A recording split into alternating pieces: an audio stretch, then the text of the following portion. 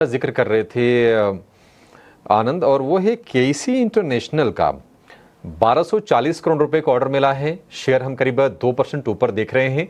वैसे भी पावर वाली थीम ऐसा नहीं लग रहा है कि नहीं यहीं तक है। अभी तो गर्मियों की शुरुआत हुई है, अप्रैल शुरू हुआ है, आज 1 अप्रैल है, अभी 4-5 महीने शायद एक्टिव रह सकती है।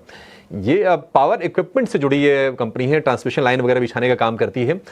राजेश जी, केसी पर जरा व्यू दीजिए। केसी कंपनी तो ठीक है, लेकिन ट्रेड बन रहा है इसमें क्या?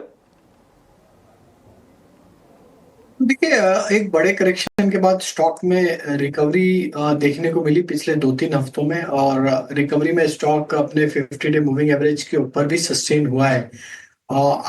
ये स्टॉक में हमें लगता है कि अगर 780 के ऊपर अगर ये सस्टेन रहता है तो यहाँ पे चांस बच सकता है कि स्टॉक 830-840 की तरफ भी जाते हुए दिख सकता है।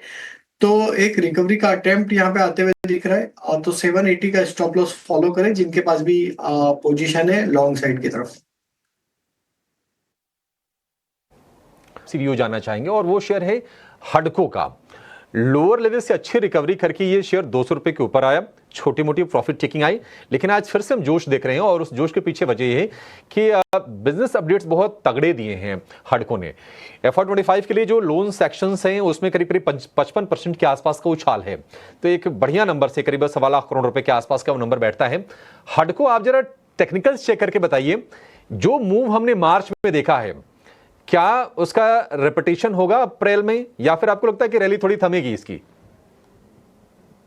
जी, ओवरऑल जो स्ट्रक्चर है वो बुलिश स्ट्रक्चर ही दिखाई दे रहा है। आज के सत्र में भी यहाँ पर हमें बुलिश इनगल्फिंग का फॉर्मेशन देखने को मिल रहा है, जिस दौरान इसने अपने पिछले जो 3 कैंडल स्टिक थे उनको इसको पूरी तरीके से ढक लिया है। तो ओवरऑल जो मोमेंटम है वो अपसाइड का ही दिखाई दे रहा है। फ्रेश बाइंग मोमेंटम मुझे लगता है 212 से 215 के ऊपर आएगा, वहां पर हमें एक बड़ा ब्रेकआउट देखने को मिल सकता है इस स्टॉक में। और अगर वहां पर हमें डिसाइसिव ब्रेक थ्रू मिलता है 212 के ऊपर, फिर वहां से हमें अच्छे खासे अपसाइड के मोमेंटम हम देख पाएंगे स्टॉक में, जो कि इस स्टॉक को पुश करेगा 240 तक के लेवल के लिए।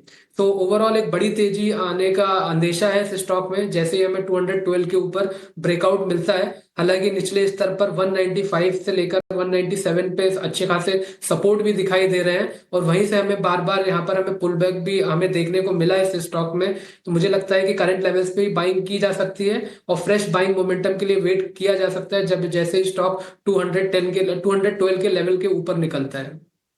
वही है, जैसे खबरें अभी आई थी चीनी के थोड़े से दाम बढ़ने की, उसके चलते भी श्री रेणुका में आज हम थोड़ी तेजी देख रहे हैं।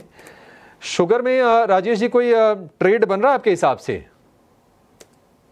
आई थिंक देखिए, काफी बीटन डाउन हो चुके हैं स्टॉक्स, सारे शुगर स्टॉक्स का अगर हम स्ट्रक्चर देखें तो रेणुका में जरूर एक रिकवरी बनी है आज, लेकिन अभी भी वो सब्सटेंशियल नहीं है ये स्टॉक को फर्दर फॉलो बाइंग एक्शन में कन्वर्ट करने के लिए, क्योंकि स्टॉक अभी भी 20 डे मूविंग एवरेज के आसपास ही स्ट्रगल करते हुए दिख रहा है।